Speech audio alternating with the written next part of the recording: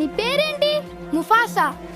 నేనొచ్చేంత వరకు ఆగమన్నానా? వాణ్ణి ఇక్కడెలా వదిలేమంటావమ్మా? నియమాలు ఎవరికైనా ఒకటేటాక మహారాజు ఒక అనామకుణ్ణి ఆదరించరు. నేను అనామకుణ్ణి కాను, దారి తప్పాను అంతే.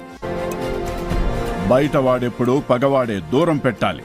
టాకానే మన కాబోయే రాజు. రాజవంశాన్ని మనం కాపాడుకోవాలి. కానీ నాన్న, నేను ముఫాసాని కాపాడాను.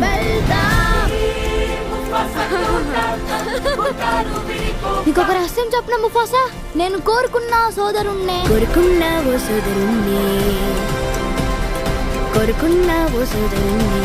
అప్పుడప్పుడు ఈ చల్లని గాలి నా ఇంటి నుంచి వచ్చే జ్ఞాపకాల్ని గుర్తు చేస్తున్నట్టు అనిపిస్తుంది.